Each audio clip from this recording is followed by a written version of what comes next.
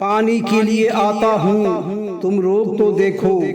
شیروں کی لڑائی ہے ذرا ٹوک تو دیکھو۔ حضرت عباس نے یہ کہا اور گھوڑا دوڑا کر دشمنوں کی صفوں کو چیرتے پھاڑتے ہوئے اس زور شور سے آگے بڑھے کہ گرد و غبار کے بادل میں یزیدی لشکر کا دل بادل درہم برہم ہو گیا، اور باوجود کہ دشمنان کور باطن چرخ شجاعت کے اس روشن ستارہ کو چاروں طرف سے بادلوں کی طرح گھیر کر نیزہ اور تلوار کا مہ برسا رہے تھے،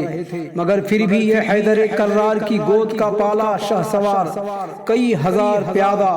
و سوار کو مارتے کاٹتے ہوئے دریائے فرات کے کنارے پہنچ گیا اور مشک کو پانی سے بھر دیا۔ اس زبردست حملہ اور مار دھاڑ کی وجہ سے آپ پر بے انتہا پیاس کا غلبہ ہو گیا، چنانچہ شدت تشنگی سے بےتاب ہو کر آپ نے چلو بھر پانی ہاتھ میں لے کر چاہا کہ پی لیں تاکہ تازہ دم ہو کر آدھا سے لڑتے ہوئے پانی کی مشک خیمہ اہل بیت میں پہنچا دیں،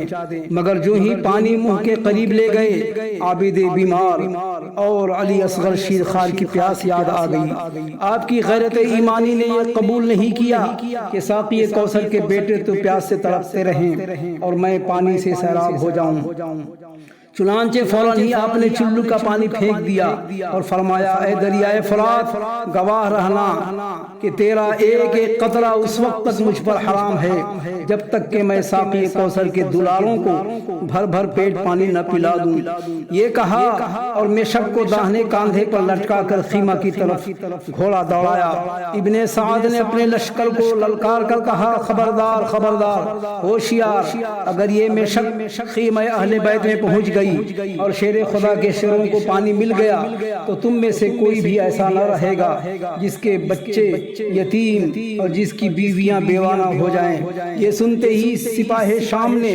عباس تشنا کام کا چاروں طرف سے محاصرہ کر لیا اور تیر و تلوار کی بارش کرنے لگے، یہاں تک کہ نوفل مردود نے پیچھے سے دھوکہ دے کر ایسی تلوار چلائی کہ آپ کا داہنا بازو شہید ہو گیا اور آپ نے جھپٹ کر بائیں کاندھے پر مشک لٹکائی۔ پھر کسی ستم شعار نے ایسی تلوار ماری کہ آپ کا بایاں بازو بھی کٹ کر دور زمین پر گر پڑا۔ جب دونوں بازو کٹ گئے تو آپ نے جھک کر مشک کو دانتوں سے پکڑ لیا اور گھوڑی کی رکاب سے دشمنوں کو ٹھوکر مارتے ہوئے خیمے کی طرف بڑھتے چلے جا رہے تھے کہ ناگہاں کسی ظالم نے ایسا تاک کر مشک پر تیر مارا کہ مشک میں سوراخ ہو گیا اور پانی گرنے لگا، یہاں تک کہ آپ جب خیمہ کے پاس پہنچے تو مشک میں ایک قطرہ بھی پانی نہیں تھا اور جسم زخموں سے چھلنی ہو چکا تھا۔ نڈھال ہو کر گھوڑے کی زین سے زمین پر گر پڑے اور آخری وقت میں یہ کہہ کر حضرت امام کو پکارا کہ یا اخاہ ادرک، یا اخاہ ادرک، اے بھائی جان اپنے بھائی کی خبر لیجئے۔ حضرت امام اس آواز پر بے تابانہ دوڑ کر پہنچے تو کیا دیکھا کہ عباس علمبردار خون میں نہائے ہوئے بہشت بری کا سرخرو ستارہ بننے کے لیے تیار ہیں۔ حضرت امام نے اس زور سے آہ کھینچی کہ کربلا کی زمین شدت غم سے دہل گئی اور آپ کو اپنی آغوش رحمت میں اٹھا کر خیمہ اطہر میں لائے اور زبان مبارک پر غم میں ڈوبے ہوئے یہ کلمات تھے، الآن انکسر ظہری وقلت حیلتی، یعنی اب میری کمر ٹوٹ گئی اور میرا سہارا کوئی نہ رہا۔ پھر آپ روتے ہوئے حضرت عباس کے خون آلود چہرے پر اپنا منہ رکھ کر اے بھائی کہہ کر پکارنے لگے۔ چلائے گر کے لاش پہ شبیر نامدار،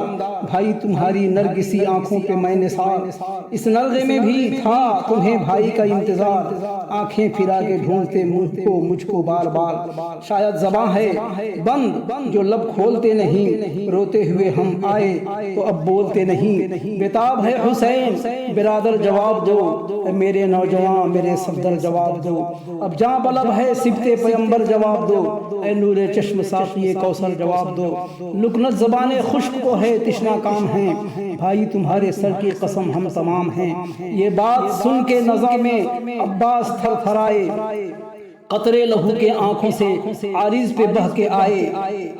دو بار سر پٹک کے پکارے کہ ہائے ہائے، پرخون دہن حسین کے قدموں پہ پاس لائے،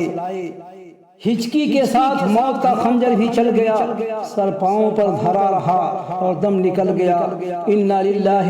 و انا الیہ راجعون۔ حضرات اسی طرح حضرت عباس کے دوسرے بھائی یعنی عثمان ابن علی و عبداللہ ابن علی و محمد ابن علی و جعفر ابن علی سب یکے بعد دیگرے نہایت ہی جوش جہاد کے ساتھ لڑتے ہوئے راہ حق میں اپنا